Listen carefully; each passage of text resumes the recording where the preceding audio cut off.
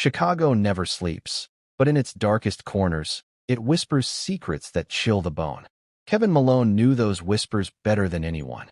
He was the shadow that lingered too long in the glow of streetlights, the figure you'd swear you saw in your rearview mirror on a foggy night along Lakeshore Drive. Here we go. In the summer of 1976, those whispers turned to screams. A young student, Tommy Reyes, vanished into an alley after a night out. Hours later, police found him, stabbed, broken, his eyes frozen in terror. Kevin was arrested days later, reeking of blood and denial. Convicted of murder, he was buried in prison for what should have been forever. But the system has cracks, and in 2000, at 48, Kevin walked free. The city had changed, taller buildings, brighter lights, but the alleys? They remembered him. Freedom was a drug stronger than any he'd peddled. He slipped back into the life like a glove. Corners in Humboldt Park where heroin flowed like the Chicago River, boostings from the glittering shops on the Mag Mile, and nights where his charm masked the monster. Victims, men, women, woke with nightmares they couldn't name, bruises they hid. Kevin thrived on the fear, the power.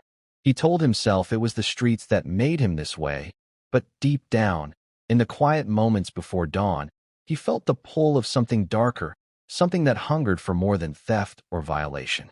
It hungered for blood. Years blurred. He aged, scars mapping his face like cracks in concrete, but his eyes stayed cold, calculating. By 2025, in his 70s, Kevin was a ghost story told in backrooms, a man who couldn't be killed, couldn't be caught. He moved through the city unseen, dealing fentanyl that dropped bodies faster than bullets, stealing identities in the digital shadows, and still, prowling. The assaults never stopped. They were his ritual, his release. Then came the night that would end it all, or so the city hoped. It was autumn, the wind cutting sharp through. Bronzeville on the south side. A house party raged in an old Victorian row house, bass thumping, bodies packed tight, laughter masking the undercurrent of deals and desperation. Kevin wasn't invited, but doors never stopped him. He slipped in, blending with the crowd, nostrils flaring at the scent of coke and sweat. He smiled, shared stories, but his eyes scanned for exits, for threats, for prey.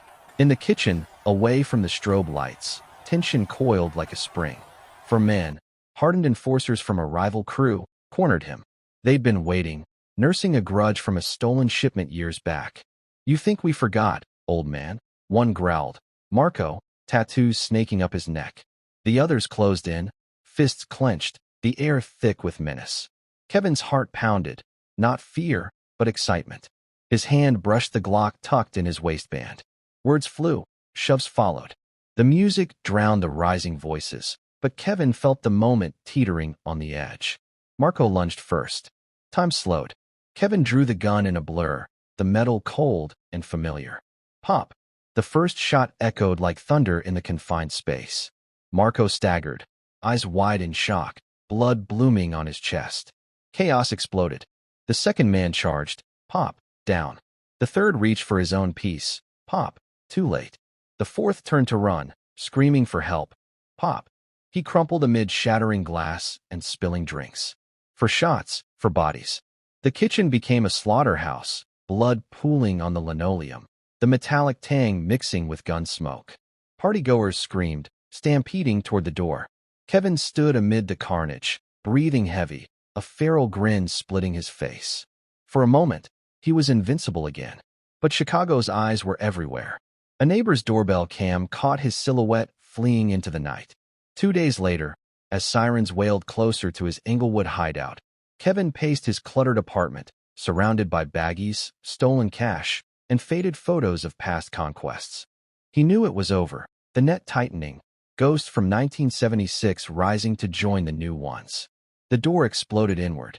Flashbangs, shouts, red dots dancing on his chest. Down, down. Hands grabbed him, cuffs biting into wrists. As they dragged him out into the flashing lights, Kevin didn't fight. He just laughed, a low, chilling sound that echoed off the buildings. The monster was caged again. But in the Windy City, shadows never truly vanish. Please don't forget to subscribe to this channel.